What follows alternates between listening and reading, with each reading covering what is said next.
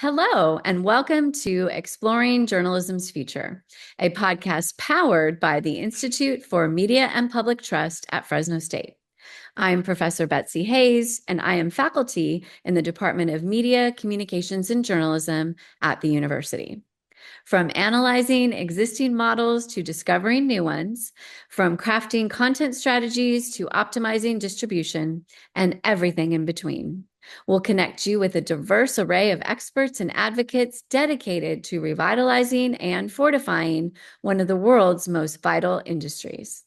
Today, we are so happy to have with us Faisal Karimi, who is the founder and director of the Afghanistan Institute for Research and Media Studies, which includes Afghanistan Women's News Agency, a multimedia news platform that covers women's issues in that country, and Kashi Media.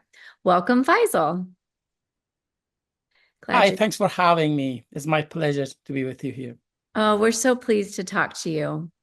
So let's dive in. So currently, you are in exile in the US. So let's talk about that. How did you and your staff flee the country, and what threats were you under during that time? Yeah, thanks. It's really good questions. After the Taliban took over in August 2021, so there is a potential threat against my colleague and I in Afghanistan. And finally, we forced to flee Afghanistan a week after the Taliban took over, and we settled to the exile, to the new environment. And half of our colleagues resettled in the Canada, and half of our colleagues, including me, resettled in the United States, because we have been working in Afghanistan for almost 8 years as a journalist, media entrepreneur, and general professor at Harvard University. And I have launched Afghanistan Women News Agency. We have been working to fight against extremism and promote democratic values in Afghanistan. And since Taliban come to the power, there was a potential threat against our colleague. And finally, we took hard decisions to flee the country and left behind everything in our families, our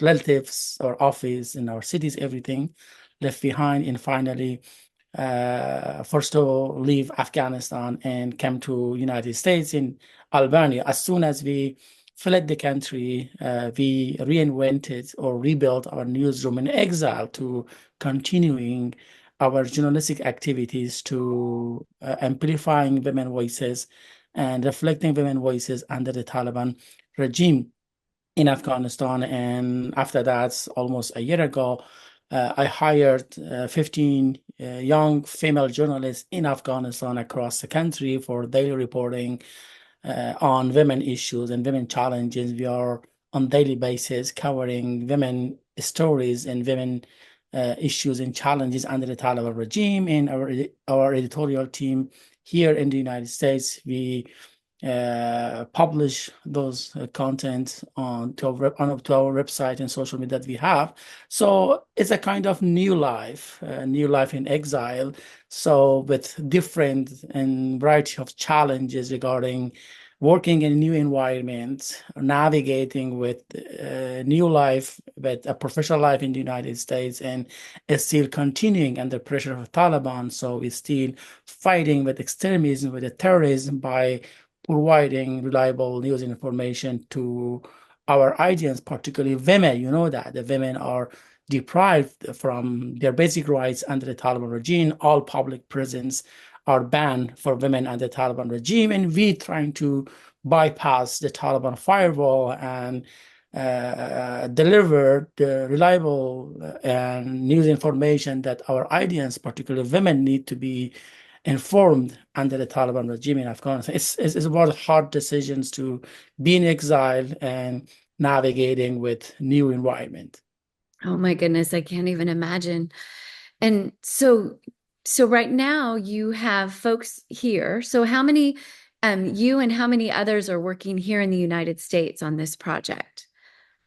Yeah, as I mentioned, a week after the Taliban took over, I, as a media entrepreneur, I evacuated all of my staff a group of almost 30 people, including my colleagues and their families, spouses, their kids. We were a group of almost 30 people, and we fled the country. And after that, half of our colleagues resettled in Canada, and half of them almost resettled in the United States.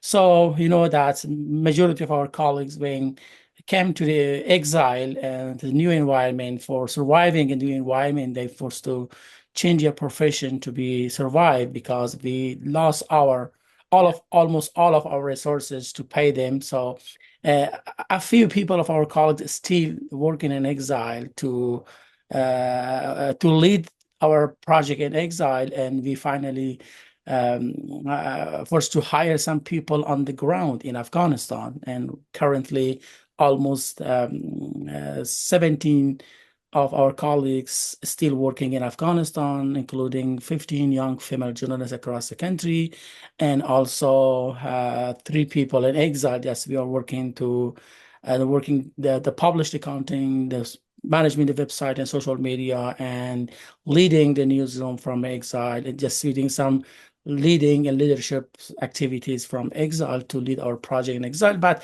unfortunately, almost majority of us working voluntarily in this situation, because we didn't have such a big fund to survive here, and we have a small and micro grant from National Endowment for Democracy to pay our staff salary in Afghanistan and other operational costs that we have on daily basis. So it's very hard in this situation for us to manage our team and hire people in the United States. You know that the cost of living in the United States is so much, and our fund is not afford living. Our colleagues living in the United States is not possible, and we have to hire people in Afghanistan. Where we are covering on the ground what's going on and what's happening about women in Afghanistan, and we try to manage, and we are trying to grow, and we are trying to grow in this situation and find more resources to support and women in this situation under the Taliban regime. Right. Okay. Thank you for that clarification. And that makes perfect sense, obviously. So let's talk about support. So, what kind of support do you have in this country? You mentioned you have the grant from the democracy folks. What other resources are you utilizing in order to fund this organization? As our resources, unfortunately, is so limited. Just we have one micro grant, which is not a huge fund to hire more people or pay to our staff living in Northern America, in United States, and Canada. So it is just we have is a micro grant that we have.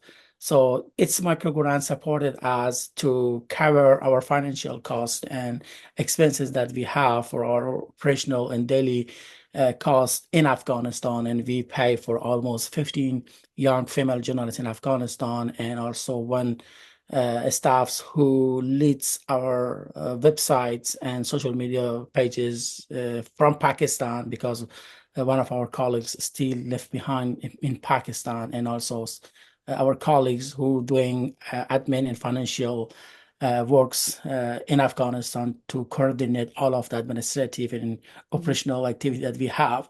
So our resources are so limited, but regarding that, we face with limited access to journalistic resources, because lack of access to information is another challenges for us, because we are a women newsroom, and working for exile newsroom in Afghanistan is prohibited by the Taliban. No journalists can work with exile journalists. When you are a women journalist, your challenge would be double, because the Taliban don't want to interview with female journalists, and then don't want to access. They want to share information with women journalists. So we are facing with lack of access to information that is a challenging for us in this situation, and we try to find alternatives, resources, and information from different sources to cover and doing our journalistic job.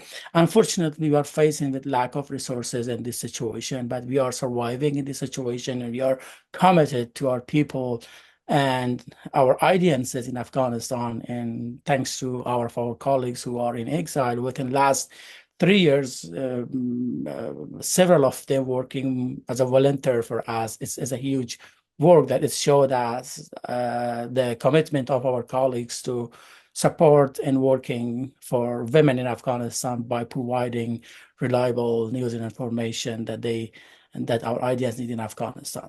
So if for doing a huge project or for doing a project with a great impact, we need more resources in the United States. We need more resources to establish or create the English version of our websites, or another version of our websites. We need to hire more people. We need to grow. We need to improve our quality. We need to provide media equipment and resources for our colleagues who are in Afghanistan, our colleagues working with their own cell phones, because we cannot provide them professional cameras or professional laptops for doing journalism. So we're facing with different challenges and lack of resourcing different ways regarding access to information, access to high quality equipment, but our commitment is a great impact, a great resources that we have to support our people in this situation, in this critical time under the Taliban regime. Okay, no, that makes sense. So are the journalists in Afghanistan, the 15 young women and the couple of colleagues that you have, are they you mentioned that it is prohibited. Are they under personal threat by the Taliban for the work that they're doing? Absolutely, absolutely. Several times our colleagues have been threatened by the Taliban. First of all, if the Taliban know that a female journalist working in exile, you know that it's prohibited. It's not allowed to work for exile journalists. When you be a women journalist and working with an exile journalist, your challenge, your threat will be increased significantly, because our colleagues, our female colleagues working with us anonymously underground, because we cannot publish, we keep their identity and we cannot publish their names. When they go outside, they change their style, they keep their devices, and they're recording, they're shooting anonymously, and they send us information. They're so brave in this situation that they go outside, they go to the streets, they're doing interview with the women, they writing stories, they taking pictures, they participate in some events, but they try to keep their IDs, and also to not appear in the too much in the Taliban offices or administrations. So they go outside and they put their life in danger to reflect and amplify women voices in this situation under the Taliban regime. But these are potential threats, and both physical threat and also cyber and online threat that they are facing, unfortunately. But we designed a tight security protocol to minimize the security threats to our colleagues, but we try to keep them safe, and we use encrypted social media platform for our newsroom communication, for newsroom meeting that we have, for sending and sharing informations and files and everything that we have on daily basis within our newsroom. Yeah. Yeah, right. No, and I was just thinking that, yeah, it all must be encrypted, right? You've got to they have to be able to transmit all of that information, the stories and the photos and the videos to you, obviously without detection. So that's where smart technology comes in, right? And you're thankfully able to do that, which is obviously great. So um the news that these folks are producing and you're distributing on the website, um, you mentioned that solely focused on women's issues. There's probably sort of a related challenge. So there's two challenges, right? There's the getting the information to you so you can post it on the website. And then I would assume it's probably difficult for people to access the website, or is it easy to do, because you mentioned the Taliban controls, publicizing the website, letting people know about it, because obviously you have this great information you want people to consume. So maybe can you talk about that piece? Because that's an extra challenge. Yeah, yeah. Fortunately, the internet not blocked yet in Oh, Afghanistan okay. because the Taliban use internet and social media platform as a propaganda machine for dissemination information for their government's propaganda. That's why that they did not block internet yet, because they use internet as a great resource and platform to targeting people inside Afghanistan. But the internet not blocked yet, but the Taliban blocked TikTok. The Taliban created policy to restrict Facebook, but but the internet is a public, is still available for Afghan people in Afghanistan. But Afghan people is still access to internet and using social media and our website to access information. Is a good thing and opportunity still to bypass the Taliban firewall and provide information that our people need. You know that inside Afghanistan, there's no longer free and independent media, even though the commercial media and private media, they became the Taliban's propaganda machine, and they're no longer free. The only hope in eyes of people is on exile media, and they trying to receive independence and free information and news from exile media, those providing information through satellite TVs or social media or websites. That's still we have audience from Afghanistan, and we have the number of our audiences since the Taliban took over, since the people cannot gratify their information needs from a public TV or private TV in Afghanistan, and they try to gratify their information needs through exile newsroom. In our audience and our social media users, our posts on social media significantly increase the views of the post, the engagement and impression of social media has been significantly increased because the people in Afghanistan are thirsty to reliable information, and they try to find those information from the exile media websites. And we see a potential in a significant increase on the view of videos on YouTube and social media and website, not only to our website, but all website, all YouTube channels and social media pages who are run by people, journalists or exile media. Significantly, they're having a huge amount of audiences in this situation because the people try to find information from exile news. So, Faisal, thank you for that. And that makes sense that the numbers are increasing because the people of Afghanistan are obviously very interested in this information, and it's providing significant value to them. Because if the traditional media is now government run, then it does become essentially propaganda, as you mentioned. So are you able to give us the name of your website or social media channels if folks are interested in seeing the content you produce? Yeah, absolutely. Our news agency name is Afghanistan Women News Agency, AWNA, AWNA. Our website is awna.af, and our content currently available on Farsi languages. And our English version of our website is under construction and will be available next month. And we will publish the women voices on English language as well for our international audiences to reflect women voices and advocate for women internationally.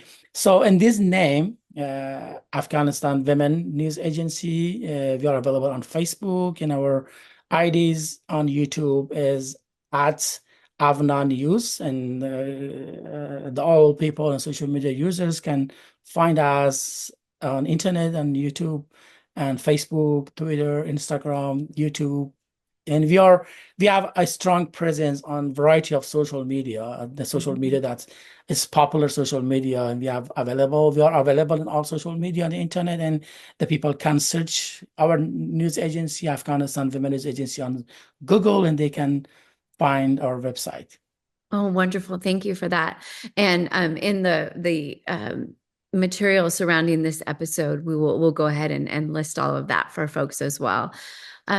So you talked about the challenge, I mean, many challenges, obviously, with what you're doing, and obviously, the resource perspective, the resource question. So let's kind of circle back to that. So, what are some of the things that you're doing in order to increase, the money that is available to you, so you can do the things that you had mentioned, buying the better equipment for the reporters in Afghanistan, so they don't, no, I mean, thankfully phones are really great right now, but it would be lovely, obviously, to give them better equipment and be able to, funding the English language version of your website obviously is got significant cost involved. So what are you doing to increase your revenue so you can do these things you want to do? Yeah, in this situation, you know that the journalism is under crisis in the United States as well, particularly about exile journalists. When you come to the new environment, you lost everything. You lost all of your revenue streams. So we need to start everything from scratch. We design and diversify revenue streams for our newsroom in exile, but due to lack of resources in the United States for exile media, just we have a small grant that we have had in Afghanistan since 2015, but we couldn't grow, we couldn't find more extra resources for our newsroom because all contract or agreements that we have with the businesses in Afghanistan has been postponed and freezed. But we don't have access to the advertisements or agreements or contract with the organization inside Afghanistan because it's forbidden for all organization and businesses to have contract with Exile Newsroom. So the only is a kind of nonprofit business model. Also for nonprofit, we're looking forward to have variety of resources from such as grants, donations, givings through sponsored content or through other charities ways to support our newsroom. But unfortunately, we face with lack of resources in the United States because all foundations or community organizations, those supports journalism, they are focused on journalism in the United States, local journalism at the state level, at the federal level, all government funding or foundation funding, almost all of them dedicated to journalism in the United States. There's no organization to focus journalism abroad to support journalism under the authoritarian regime such as Afghanistan. So it's hard for us to have a diversified revenue model in this situation. Yeah. Absolutely. So what impact do you think you're having in Afghanistan with the work that you're doing? I think we see a huge and significant impact of exile newsroom on Afghan people attitudes and behavior in this situation. Not only my organization, I'm a part of, my organization is a part of the exile media that we are dedicated to serving Afghanistani people in this situation. So you see that on daily newsroom and daily activities, we have a lot of engagement from our audiences. So those journalists, female students, female teachers, female activists who cannot publish their voices on their own social media. So they send their voices, their podcast, their footage for us to us on our social media and request that please reflect our voices. We receive a huge number of user-generated content from female who live in Afghanistan, from students to teachers to former employees, from the women who are still at home and they don't have any platform, their voices. They send us through our WhatsApp number and they share their content, they write their stories.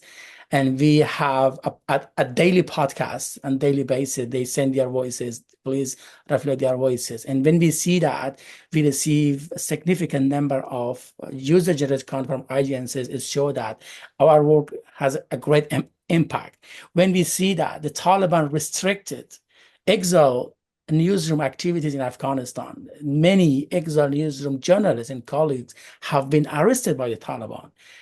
The Taliban issue several directives to control and create limitation on exile journalists and media who have journalists in Afghanistan. It showed that the Taliban really fear about the impact of exile newsroom on Afghan people and on impact of on Afghanistan information ecosystem in these situations. These trends shows that exile newsroom have significant impact on Afghan women because on Afghan people, not only women, because I focus on women because my newsroom focus on the women. So we see that the viewership and the readers of the exile newsroom significantly increased. Mhm. The exile newsroom and exile media are so popular in Afghanistan, and Afghan people on their home, they watch exile TVs. They search and they follow exile newsroom. For example, our followers on social media significantly increased, and we have almost our followers have been doubled since last 2 years when we fled the country. It showed that the people would like to gratify their information needs from exile newsroom. And I think that's so fascinating about the user-generated content because that really is validation, right? You clearly are providing an opportunity not only to have your reporters share the information that they're gathering, but for regular citizens to be able to use your platform for their voice as well. So that is clearly making an impact because you're providing a service that a lot of people are taking advantage of. Which is, obviously Yeah, absolutely. You know that the people and social media users cannot post their own post on social media, post right, their opinions. They cannot criticize the Taliban, even though they cannot like a post that which is against the Taliban. They cannot share that. They cannot show their reactions. right. That's why Hmm. there's silence on social media. They see what's going on. When they have an opinion and feedback, they would like to share and they record their voices, record their videos, and write in stories in article and send to the exile newsroom.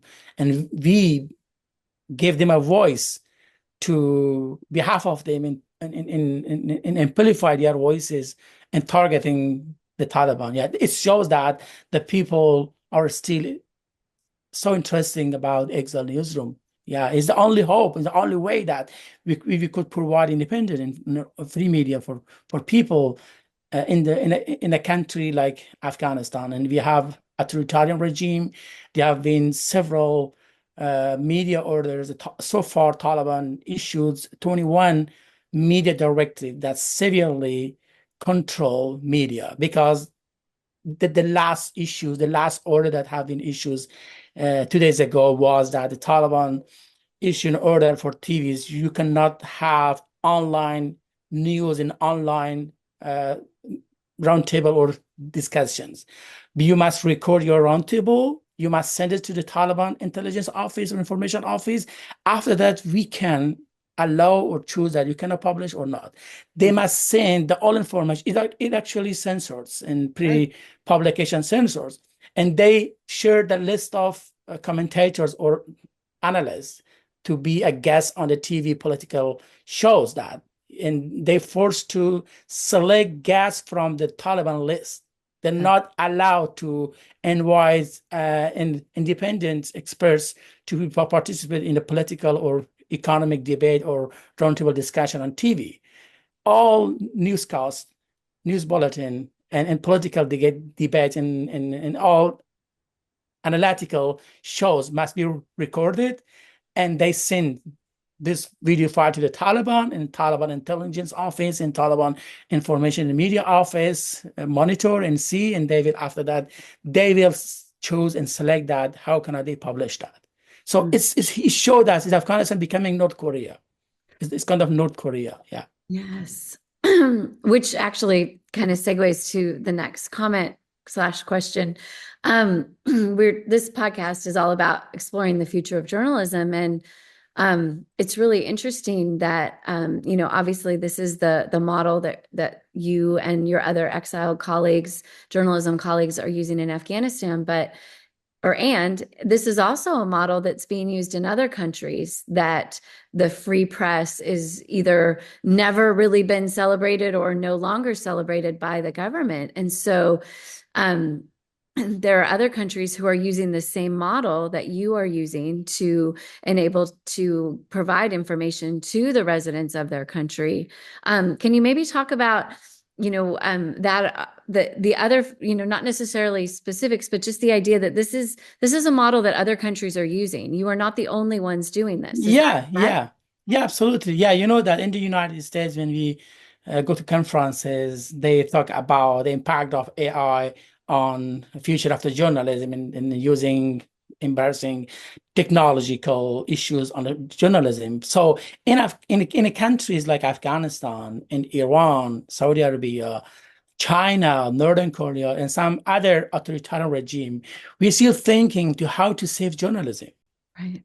It's a great threat. The challenges and the threat that are against journalism and free journalism in authoritarian regime, we cannot have such similar challenges in Western countries. So it shows that the future of journalism in our societies, in our authoritarian regimes, is under attack. So still, and day by day, you'll see that the number of authoritarian regime who severely restrict and limit freedom of speech and free press are increasing. So in the last 2 years, we see that in Ukraine, in Russia, in Afghanistan, is this issue happening within the last 3 years. And in the future, maybe we cannot have a hope that all the entire world would have a democratic system. So maybe the number of authoritarian regime will be increased. So in this situation, we need to think about how to survive journalism and authoritarian regime like Afghanistan, like Iran and China, Russia, and Northern North Korea, or other countries. So because in the future, you see that the Taliban, when they come to power almost 20 years ago, for the Taliban one, the Taliban first, they created so many limitation and restriction for journalism. After 2 decades, they embarrassed in technology. They became smarter. Their restrictions significantly much harder than their first period of their governments, Yes. because they became smarter. They equipped with the technology, with AI, with internet, to utilizing technology for propaganda, for their narratives, with their ideology and terrorism narrative that they have. It showed that, but in the future, the journal would be under threat with different ways by authoritarian regime. We need to think about that, how we can survive journalism in authoritarian regime in the future, as we're regarding other thinking about the AI, impact of AI on journalism, or other trend that will be impact on journalism in the future. Absolutely. And that isn't going to be really an important part of this global conversation. On this podcast, we've spent a lot of time talking about, the future of journalism in the United States and saving journalism, in this country. And I think that, and obviously that's important. However, it is a global issue. And as you're mentioning, the threat of, the free press in many, many countries around the world, and folks like you who are doing similar things, are going to have to, be more creative and figure out how to resource yourselves and combat some of these issues that you're talking about, like the AI and the different tools that these regimes are using in order to squelch the Yeah, journalism. absolutely. Yeah, within the last 3 years that I live in the United States, I participated to several seminars and conferences on supporting exile journalists in the United States. And I feel that the exile journalism became a new phenomenon in the United States. And we have hundreds of exile journalists from different countries who live in the United States, who established their own exile newsroom in the United States, from different countries, from Afghanistan to Iran, Russia, Ukraine, Syria, Turkey, Guatemala, Belarus, and other countries. So it showed that a huge community of exile newsroom in the United States. We never had this amount of such kind of exile community in the United States 2 3 years ago. It's a new phenomenon. It needs to United States government and foundation and journalist support organization focus on these types of journalism, because we are doing journalism in the United States for our countries that are under attack of our authoritarian regimes. So we need support. We need to work as a journalist. For example, I can say that almost over 500 Afghan exile journalists came to the United States. the only few of them working as a journalist in exile, maybe 20 of them or 30 of them, because of lack of resources for doing and continuing their junior profession in exile, because they have no support and need resources for them to continue working as a journalist, and they forced to change their profession. So Yeah, yeah. no, and that it'll be really interesting to see how that evolves. It's interesting the exile journalists, not only from Afghanistan, from other countries, you're creating a community, right? You've mentioned that, there's conferences and opportunities for you to collaborate and work together and share ideas and resources. And as, that community gets stronger, then obviously you can support each other even better. So, all things thrive with more people, working on the particular project. So that'll be interesting to see how it all evolves. So let's talk a little bit about your role as a Knight Journalism Fellow through Stanford University. Can you talk about that and how that has helped your work? Yeah, John Knight General Fellowship, or JSK Fellowship at the Stanford, is a great fellowship or opportunity or resources for me to rebuild my professional careers in the United States, to think about how can I do for my countries, for my exile media, and how can I do for myself?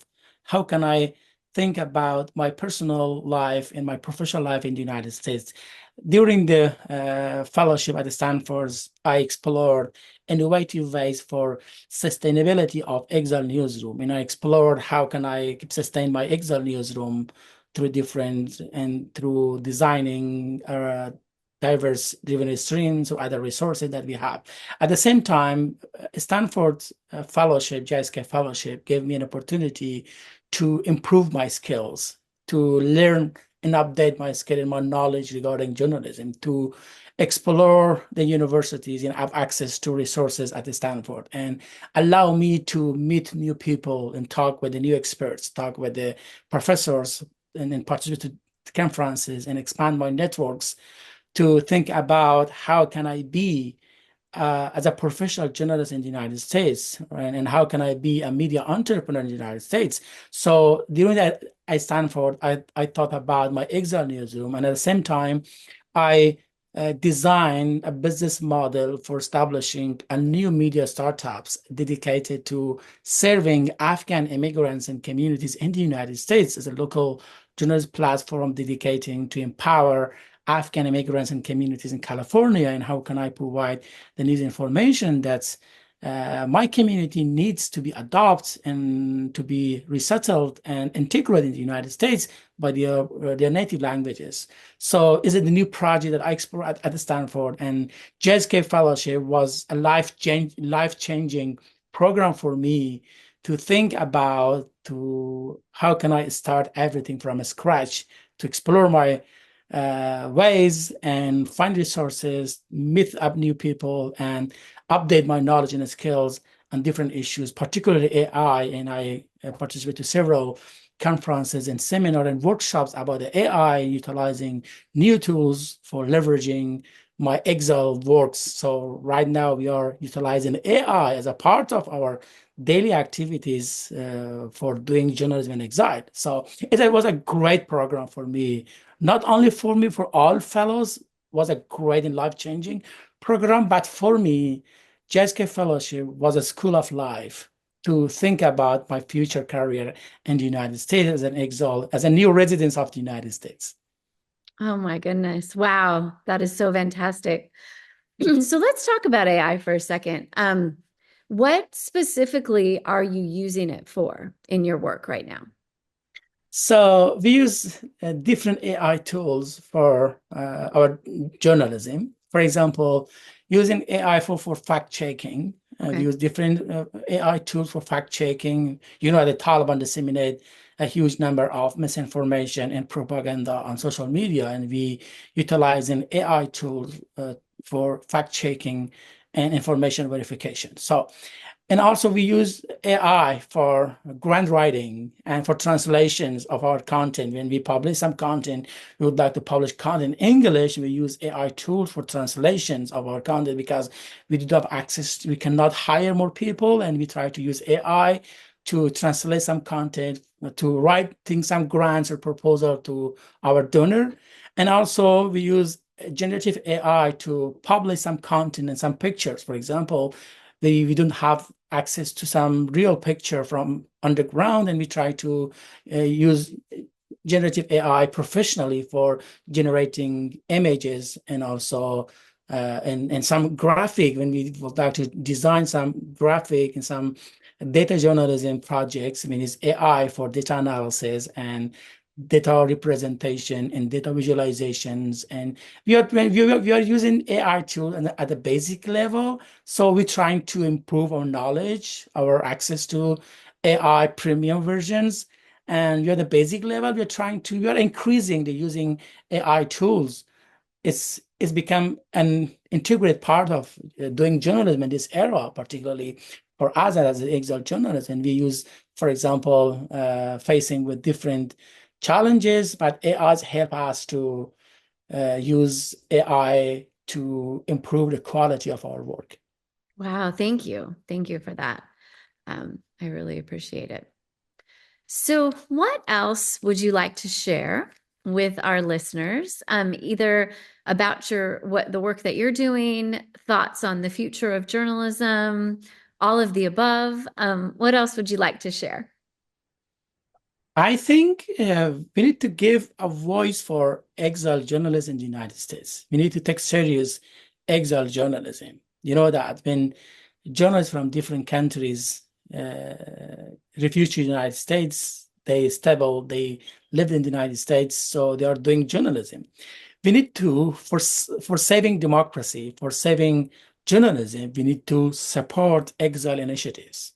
It's a crucial voice for independent voice for surviving journalism, for countries, for vulnerable people under authoritarian regimes. So I call to action to my American fellows, colleagues, foundation, and media.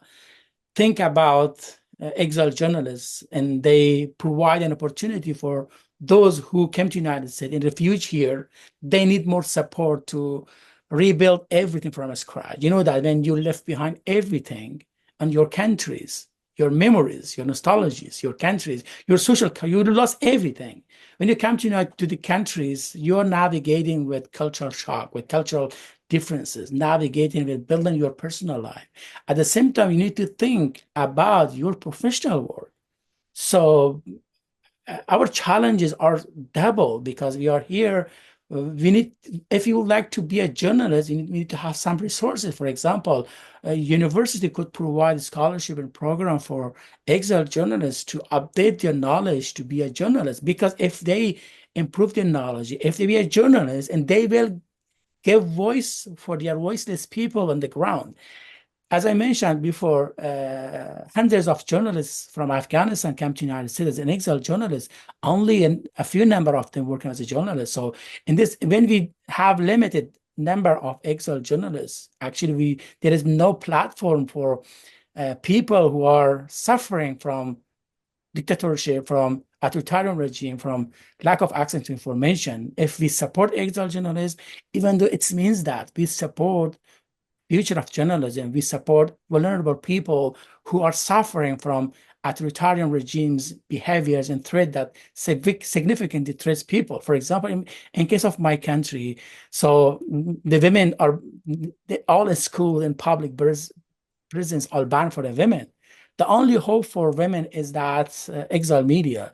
If we don't have exile newsroom or sustained exile newsroom and journalists, so you know that the Taliban or other authoritarian regime will increase their presence, their power, and their influence on different areas of society. I think we need to take seriously exile journalism as a new phenomena in the United States. Thank you. Thank you for that very, very much. You are welcome. And we are so grateful. Yes, Faisal, thank you so much for your time and for your information and for your work and your passion, obviously, for what you do. We're so grateful. Thank you. Thank you, Betsy, for having me. Thank you. And thank you, our listeners, of course, for joining us today. You're also invited to tune in next time for another episode of Exploring Journalism's Future, a podcast powered by the Institute for Media and Public Trust at Fresno State. Until then, please keep the faith, and for the love of democracy, please join us in this crucial conversation.